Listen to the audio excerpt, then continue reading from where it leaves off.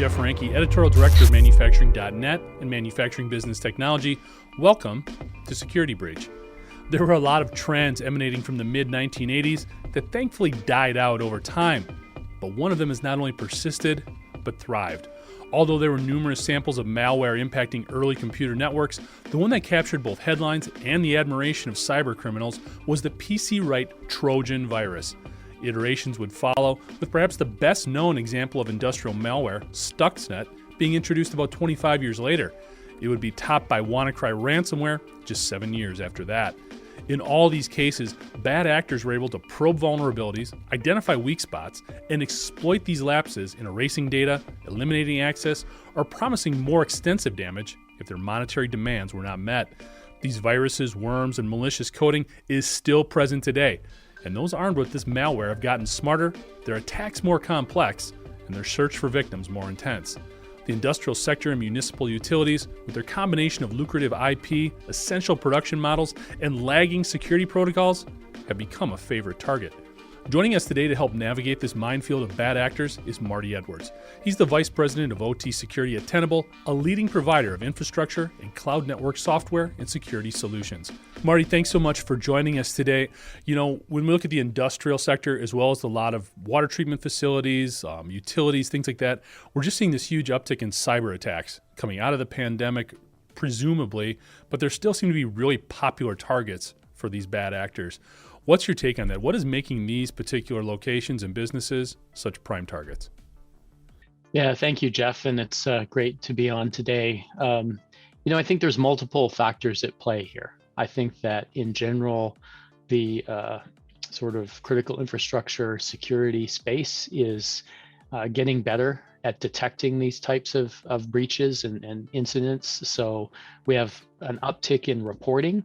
I think that in general, especially with geopolitical events, the media and the general public are more interested in hearing about these types of things.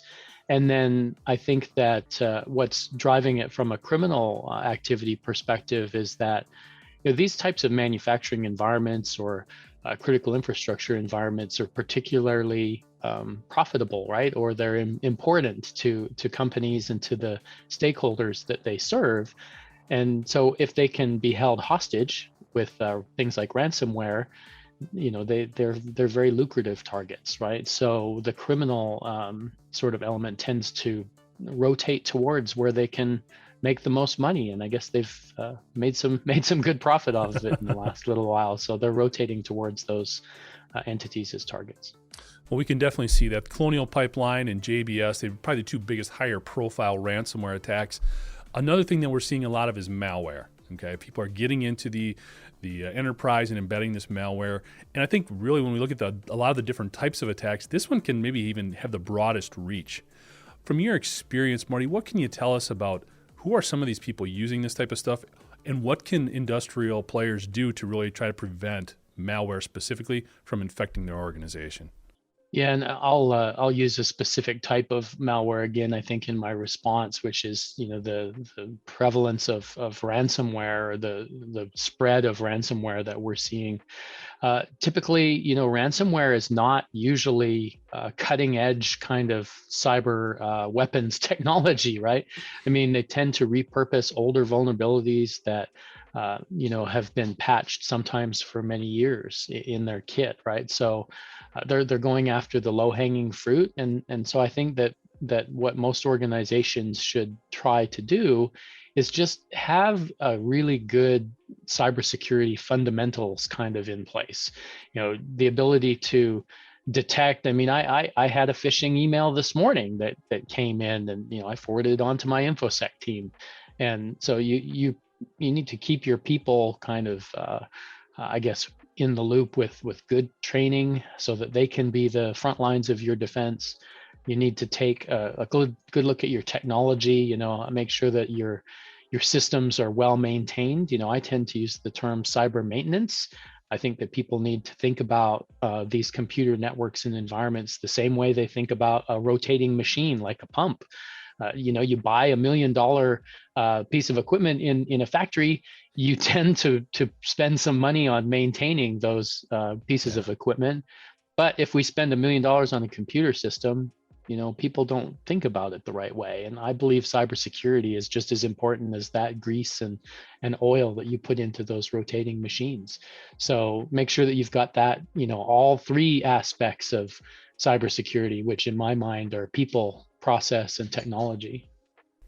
Makes a lot of sense. When we look at a lot of these situations too, I'd kind of be interested to get your take on something that seems very basic, but continues to really be a challenge, which is password protection. It seems like a lot of folks, especially in the industrial sector, don't put a lot of thought into it, or it's just sort of one of those things. We've heard a lot about double factor authentication, just updating software or password on a timely basis. Maybe you could offer some perspective there in terms of either best practices or things you shouldn't be doing, at least make the life thing a little bit harder for the attackers here. Yeah, and for sure, identity and managing, the identities of all of your users in an environment, and seeing where those weak configurations or access configurations are located is an important aspect, right? So if you break it down into individual components, not every user has the same types and needs from an access perspective, and therefore not every user or not every time they log on do they need to use the same account privileges, right, or same password sort of rules. So somebody that is logging on for day-to-day job that isn't a admin or an administrator in the network environment, can probably have a fairly good, strong passphrase, something that you can remember easily, but is also fairly long. I think that we've shown now that the length perhaps is more important than some of the complexity. So you don't have to make it all like characters and numbers and upside down things, just Sure. have a good lengthy passphrase. But then on the other hand, if you have people that are remotely accessing your operations, vendors or privileged users like admins and engineers, by all means, you should be enforcing multi-factor authentication, the removable sort of key or some other types of multi-factor authentication, so that they have to go through more steps. And I think another overlooked area is you should also be logging all those connections, right? So when people come in at 2:30 in the morning to do some remote maintenance, that should be captured. Who logged in? When did they log in? And quite frankly, from an operations perspective, who gave them the authority to log in? I mean, those remote access types of connections don't have to be enabled 24 hours a day. You should only be enabling them when you have those needs for those types of services. Absolutely. So, Marty, we've talked about some of the bad stuff. Let's talk about some of the good stuff. You're currently working at Tenable. Maybe you can tell us a little bit about the company and some of the things you're doing and the people you're working with. Yeah, for sure. So I'm the Vice President of Operational Technology. I report into the Chief Technology Officer, which means, my role isn't necessarily in sales or marketing or something like that. My role is more around how are we as a company responding to our customers' needs in this area. And I think what we've talked about up to now really kind of encapsulates all that. We've talked about things like identity and password management and that within the critical infrastructures. And so Tenable recently acquired a company that does just that, does that kind of identity and configuration management around Active Directory and implementations. As well, you probably have seen recently that we are intent to acquire a company that does the sort of internet threat intelligence. So is my system connected to the internet, and do I have some exposure there? So all of these, I think, point to the fact that operational technology security or industrial control system security is not just about detecting a known malware signature on your network. It's more than just understanding sort of the assets that you have in your network. It's really understanding all of these different risk areas and then combining them all. So, for example, I may have an industrial computer that's running some older software operating system that has a known vulnerability. Well, if that computer also happens to be logged in with a very highly privileged account, and if it also happens to be visible on the internet, combining all those factors together are what I think really increases your risk on that particular area. And so that's where we strive to improve the visibility into these operations, understanding with the language of operating technology engineers, so that we can communicate with them where those risks are and help them prioritize how to take them off the table. So Marty, it sounds like a lot of the work you do, you're trying to kind of break down some of those silos that really seem to exist. We tend to think about it primarily in the industrial sector, but really it's prevalent throughout. What's some of your experience there in working with companies to make sure everybody's talking to each other on the operational side, the IT side, and beyond?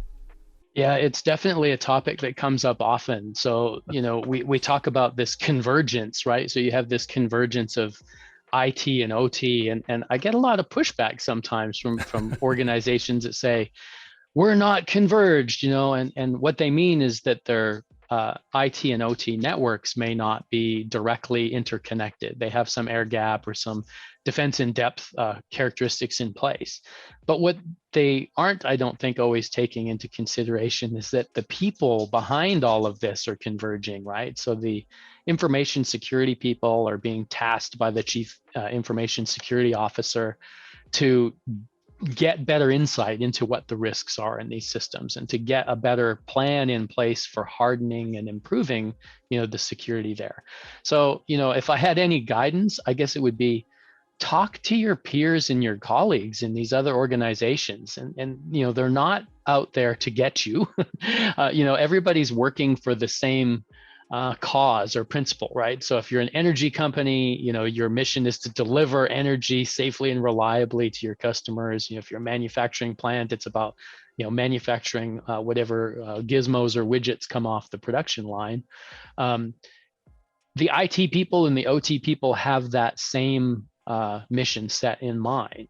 They tend to communicate it differently. The OT people are primed with uptime and numbers like that in their head, and the IT people are primed with decreasing number of vulnerable systems. They're trying to improve the company's risk position in those ways. And if you can sit down across the table from each other, or better yet, over a coffee or a beer, have a conversation about what you're trying to accomplish, I think you'll find that the mission sets or the objectives are quite complementary, right? You can actually make them all kind of go in the same direction.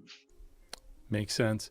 Marty, one question I always ask everybody when they come on Security Breach, when it pertains to ransomware, what's your take here? I mean, you've got a lot of different experience to draw from.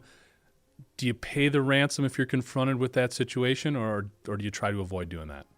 It's a tough question, and it's come up multiple times over the years that I've kind of been in these roles. Personally, I say you shouldn't. I think that it's sort of a self-fulfilling prophecy. If you pay criminals to do their work and they're successful, I think they're, first of all, you can't trust a criminal, right? So how do you know they're going to actually carry through with what they say they're going to? And I think you've just painted a brighter target on your back. There's been some very interesting debate, I think, with regards to insurance carriers, and some policies have allowed companies to make insurance claims to claim back the ransom that they paid, and I think they're rethinking that a little bit, right? We should not cover ransom payments as part of an insurance package. So I think that back in the U.S. government days when I was a civil servant, we of course also were very much opposed to the paying of the ransom. So I think you've seen any detractors from that position, kind of whittle away. But ultimately, and I guess I'll play devil's advocate against myself. Ultimately, it's a individual company decision, right? I mean, if you unfortunately had to be in a situation where you lost all of your backups, you didn't have any way to get back up and online, and the ransom was the only hope you had of getting things back and running, unfortunately you may be in a position where you have to pay it. But I would suggest that some exercises and some training and some risk analysis or evaluation ahead of time is a far better investment, than having to deal with it after the fact. If you can, and it was the old saying, an ounce of prevention is worth a ton of cure. Well, I think it's particularly valid when it comes to ransomware, right? You can invest a lot in prevention and increase your general state of security in these systems, and it'll be far, far less costly than what it has to be if you have to go in and clean it up post-incident or post-breach. Makes a lot of sense. Marty, wrapping things up a little bit, as we look down the road 12 to 18 months, are we going to see some of the same stuff persisting? Are we going to see some new bad things kind of popping up here? What kind of trends do you see taking place in the sort of the global cybersecurity front? I don't want to be a Debbie Downer, especially on the close here, but it seems like we are kind of repeating ourselves, right? And maybe it's just because I've been in this business too long almost now, and 15 plus years dedicated specifically to industrial cybersecurity. I think we're getting better. So I think that, the awareness levels coming up, unfortunate incidents like the Colonial or JBS Meets or other large ransomware sort of breaches tend to shake up the industry. But I also hope that we aren't sort of sitting here in 5 years and you and I are having a conversation looking back of, hey, well, what did we do? What should have we done? I think we have to, as a community or industry in general, kind of plot a course and go, here's where we want to be in 5 years, and actually make some significant and stepwise improvements in how we address these things. I think it's particularly unfortunate that companies and governments alike tend to invest a lot of money in IT security, their overall cybersecurity posture, but we significantly or tremendously underinvest in the OT or production line environments. And we need to shift some of that spending. Doesn't mean we have to increase spend. I just think that we should reevaluate where we're spending those dollars and put more of them into these operational environments. Because quite frankly, without those operational environments, your company will cease to exist, right?